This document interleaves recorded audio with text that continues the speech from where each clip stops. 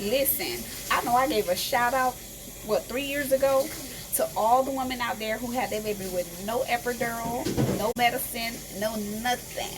But honey boo, shout out to me, honey. Shout out to me. Pass me my crown, please. Pass me my crown. Cause I don't know how I did it. Oh Lord, I don't know how I did it. Yes, I do. Sorry, Jesus. But y'all, who gonna check me, boo? Who gonna check me? I had a baby with no epidural. Can nobody tell me nothing? Hey my peoples, welcome back to my channel. It is your girl Donna the Diva. Hey you guys.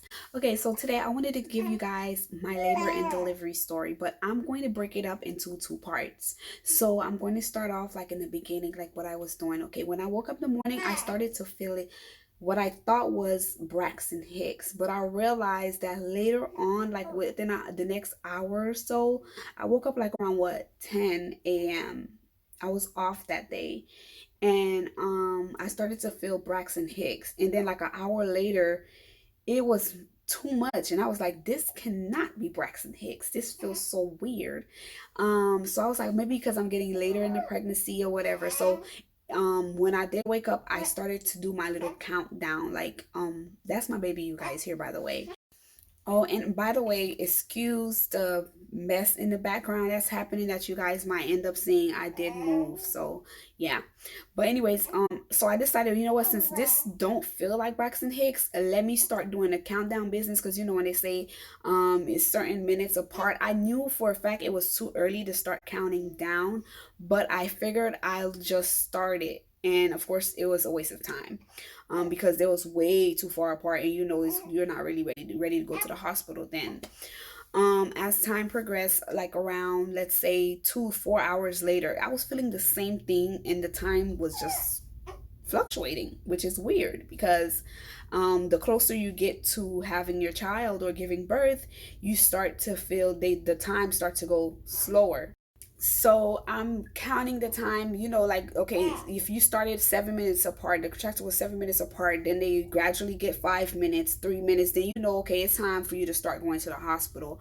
By 4 hours, it was still fluctuating. So I was like, okay, normally they tell you like, hey, if it's fluctuating, then you're not in real labor or whatever the case may be. So as far as I'm concerned, I wasn't in labor. I was just feeling labor pains, but I wasn't quite there, like ready to go to the hospital.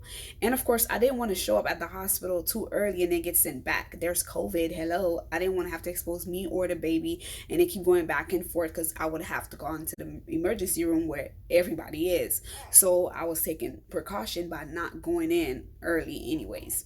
Well, as time went on, I was like, okay, you know what? I'm going to have this baby soon. So I started to just prepare myself. Like, I started cleaning the house in between contractions. I mean, it wasn't so bad. When the contraction did come, another issue was that the contractions was like 10 seconds, 15 seconds. And that was fluctuating as well between the time and me going through getting the actual contraction. That was changing as well. So I was cleaning. I had to dust my whole room out, you know, vacuum my room, because that's where the baby was going to spend majority of the time. And make sure the baby bassinet was up. I also had to prepare for the girls that was home. I had to do grocery shopping to make sure they had food in the fridge. Jada was about to start school the next day. I mean, I was doing the whole nine, you guys. Like, I was doing the whole nine throughout me going through my contractions.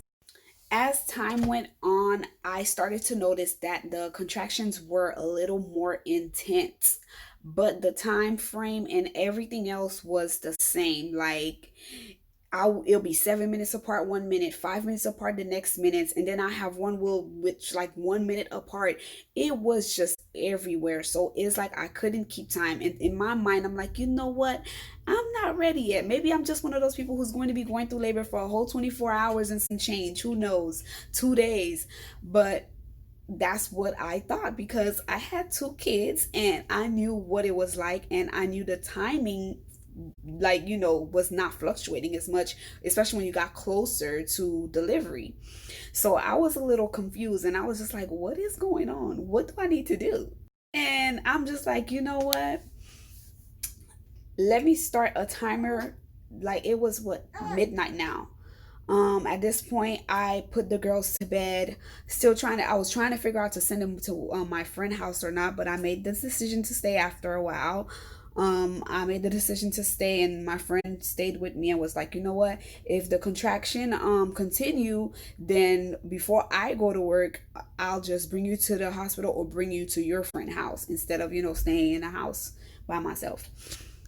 So at that point, I had to send her off to bed by the time 2 o'clock came because she was up and she had to start work at 6 in the morning. And I was like, just go to sleep. Like, don't worry about me. I'll be all right. Just go to sleep.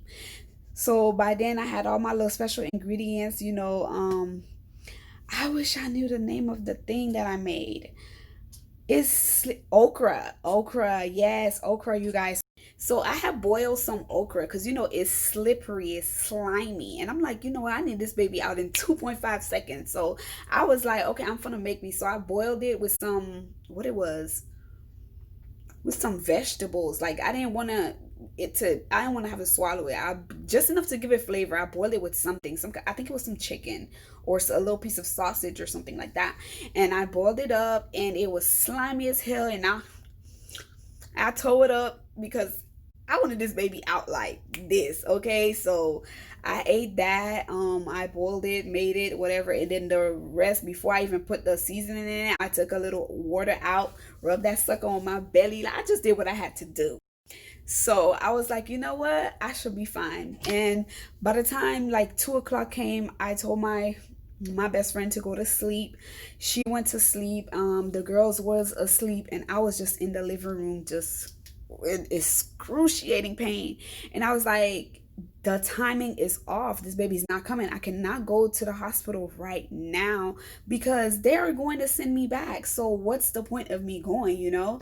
So I was just like, forget it. I'm not going. And I think it was like 2:30, if I'm not mistaken. No, 2:15. I decided, you know what? Let me go to try to lay down. Maybe I'll feel a little better. Let me go lay down. That was the biggest mistake I could have done. Okay. My husband, he was already sleeping, snoring his life away. And I laid my butt down in the bed, you guys. And from there, I was just like, what did I do? Why did I even bother coming to the bed? Why did I lay down? Why did I do that to myself? What was I thinking? Like, I was like, oh my gosh, it was worse, you guys, to the point I was like, no.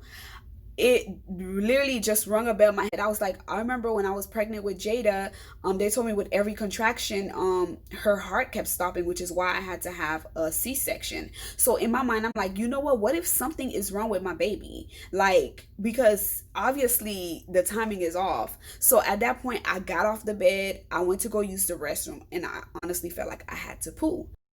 Okay, so I sat on the toilet, did my little number 2 or whatever, TMI, too much information. And then flush the toilet.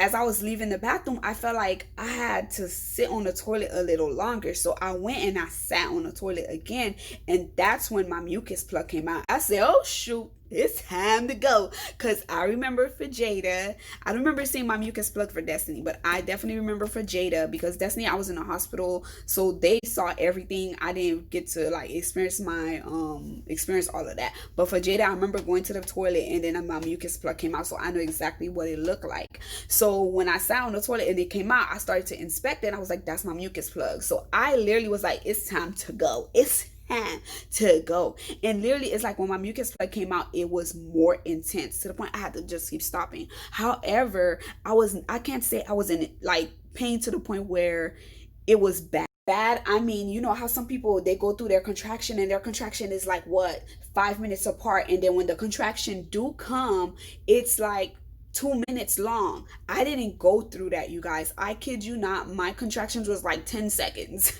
7 seconds, 15 seconds tops, and I would just stand there, and it will pass, and I'll be on the move again. That's literally how it went. I did not have my contraction where I was just like there for a long time, boohoo crying. They didn't even give me a chance to cry because it was very short. And of course, the timing was still off, but I was like, no way, we are leaving right now. So I told her, hey, the baby's coming. It was by then it was like 2:40, almost 3 o'clock in the morning, if I'm not mistaken. And I was like, hey, the baby's coming. You just gonna have to drop the kids off at my friend's house and then take me to the hospital.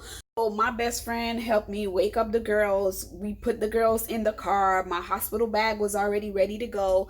So we are on our way. We literally drove 2 blocks. I was like, turn the car back around and go bring the girls to their father. Like, just wake their dad up and leave the girls with him at this point. Because I'm like, he just can't, he just won't have to not go to work at all, period. I know he had plans to go to work, but I'm like, just go drop the girls off. He gonna have to stay home with them because I'm not gonna make it. Okay, so the girls got dropped off. So she ended up waking him up, leaving the girls with him, and literally, shout out to my best friend, Bree. You are a real MVP. You was God sent, honey. Thank God for you. Okay, like I kid you not, my homegirl was like skirt skirt. She was taking red lights and all, cause had she not take red lights, and good thing I was in a city where these cops wasn't as hungry, because they probably would have just had to do a chase to the hospital, because homegirl was not gonna stop for nobody. Okay, how she was just stepping on this guy. Shout out to my best friend. Okay. I'm telling you, like, she just was about it. And at some point, I think what made her even step on it even more, I was like, I have to poo. She was like, you better not push. You guys, I felt like I had to poo so bad. So bad. I'm like, no, this cannot be the baby. She was like, do not push. I was like, oh my gosh. You guys, I get to the hospital, they got the whole COVID business happening or whatever. I'm in Jacksonville. So when I got to the hospital, I know the COVID is not too bad.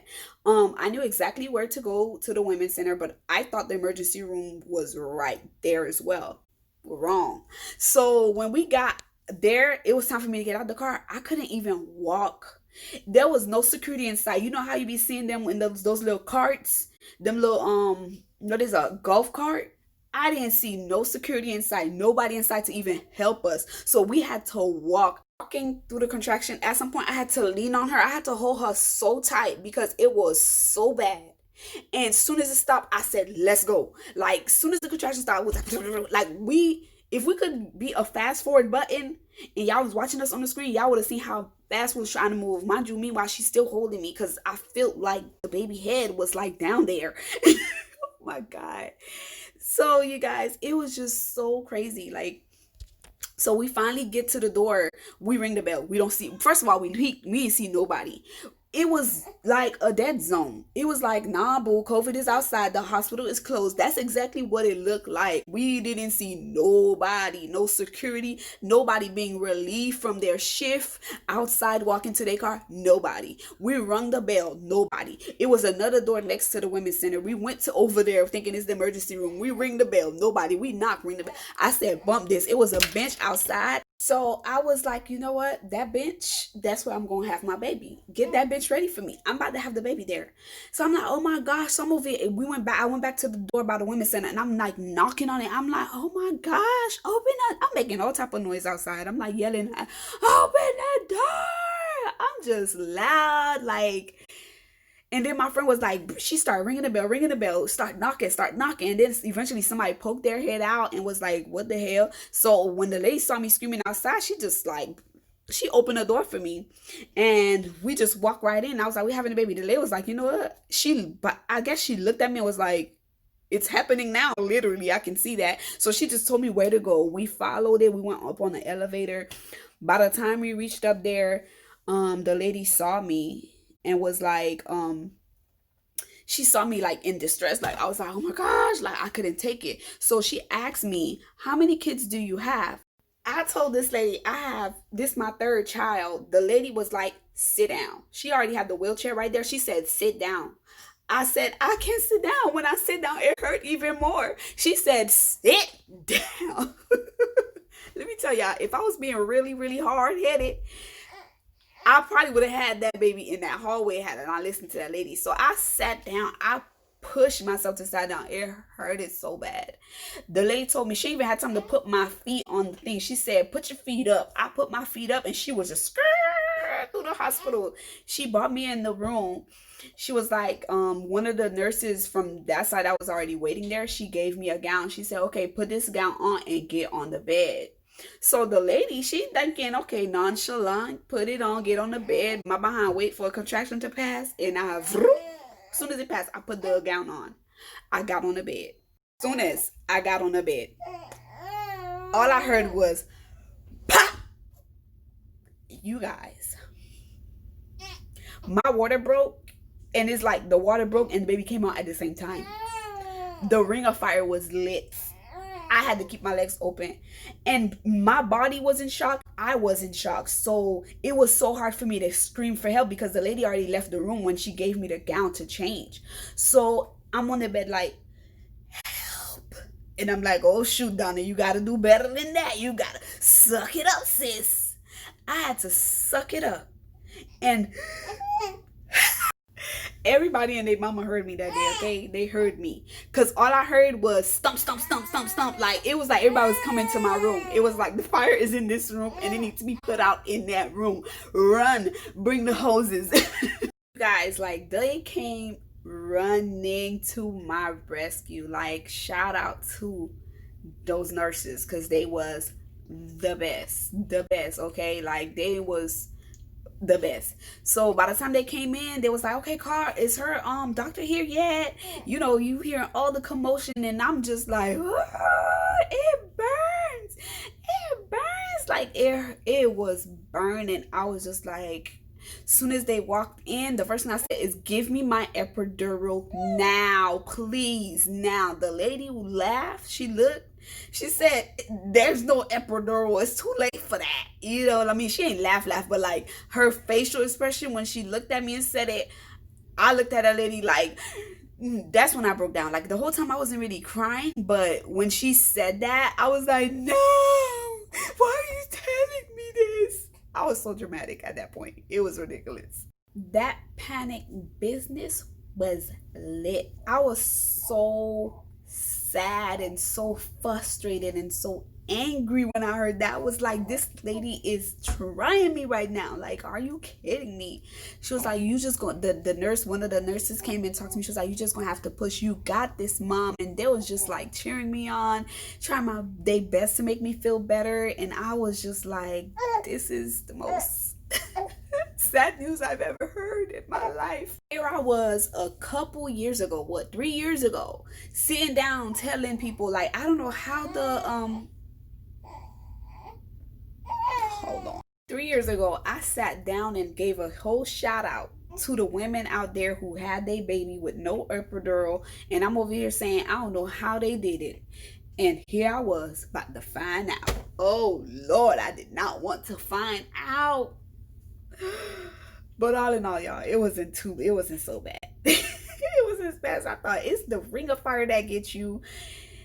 But once the baby is out, it's just like, and for me, it happened so fast. So I can't really say like I went through a lot of pain, but it was very, very painful. I can tolerate certain pain, whereas somebody else can't. So I'm speaking for myself. It wasn't bad for me. It wasn't bad because I know people who said they went through it too for a long period of time. They pushed for a long period of time.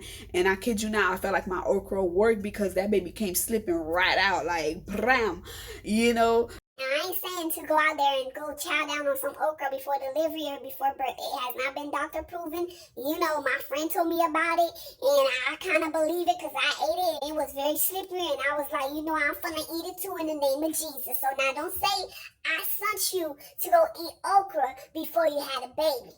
Just saying. Just saying. Because somebody might put my name in their business when something bad happened. We not gonna do that. Word of advice. Is what Donna did. Okay, so you guys, I'm over here. The lady was like, you just gonna have to push. I said, oh my gosh.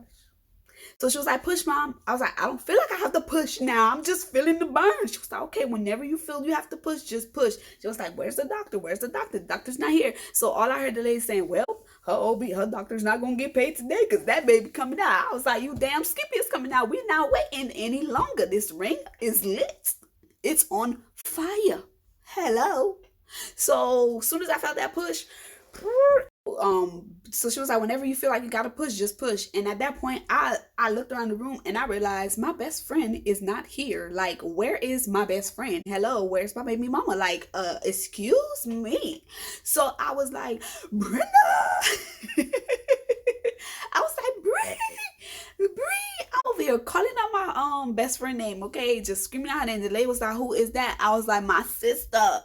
She was like, somebody get her sister, somebody get her sister. So I know a nurse left the room and went and got her. So once I see she was in the room, and then the other OB came from delivering somebody else, baby, all she did was stick her hand like in my vagina a little bit and just put her hand around the baby head. Like, I felt her just moving her hand around the baby head, which was already out. So she was just more so pushing my vagina back or whatever. And from out of nowhere, the push came, and my baby came out like crying. So at that point, my baby came out. My baby was crying, and then I started crying. And they put my baby on me for a little bit, and the burn was still there, but I was so overwhelmed seeing my beautiful baby girl that I no longer was worried about my vagina, you know. Poor little vagina. I was no longer worried about it anymore. So I was just like in love with my baby and just taking that moment in or whatever. And then once they took my baby off of my hands and, started getting her ready, suctioning her out and all that, um, they left the placenta in me, hoping that my OB would come and deliver the placenta. But at one point in time, I was just starting to feel the push, and the lady was like, well, you know what, if you feel the push, just push it. At first I asked, I was like, is that even normal for y'all to be trying to keep my placenta in there for a doctor to come deliver it? She was like, yeah, you got up to 30 minutes to keep it in there. Boo. I felt the push, and I pushed just like she said. I pushed the placenta out, and eventually the doctor came, and I had to get me some stitches or whatever. And that's when I was like, oh my gosh, it's gonna hurt, and, because I didn't know whether or not I was feeling the burn. So in my mind, maybe, yeah, I do have a little tear, but I didn't know. So she had to come check, and when she got there, she checked, and she was like, yeah, we're gonna have to stitch you up a little bit or whatever. It's not so bad, this, that, and the third. And she stitched me up or whatever. And at that point, I got to hold my baby later on, and the nurses were just so amazing, so patient, so kind. Like, I literally, the experience was crazy, but I'm happy they made my experience so comfortable. My best friend was over here snapping pictures of my baby. I was able to have some pictures later on to send once I recovered, once I was feeling good or whatever. I was able to send some pictures out to my mom, my mother-in-law, my parents or whatever, and let them know that, hey, the baby is here, whatnot. Here's the good news, sharing the news or whatever. And yeah, so everything went by smoothly. By the grace of God, I have a beautiful baby girl, and I am just blessed once again to be a mother to a beautiful little princess. And she's just so gorgeous. She's so quiet. Sleeping through the night have been a little crazy. She did give me a little scare a week and a half when she got home, but everything is okay. She is just a little blessing. I said, I don't have a lot of footage to show you guys. I was even lucky to have my best friend with me who helped me get these memories, because I love making memories. I love having stuff to look back on and be like, oh, look at it. I have those little moments, but unfortunately I don't have any footage of anything. Like, I didn't even have time to vlog. I wish I was vlogging along the way to show y'all how crazy we were in the car, but unfortunately I was going through pain at that time. That's the least thing that I could think. That was not on my mind at all, okay, at that point. Like, I could not think of that at all. I was just so happy to be able to share this story with you guys, and I really hope you guys enjoy it. Until next time, bye.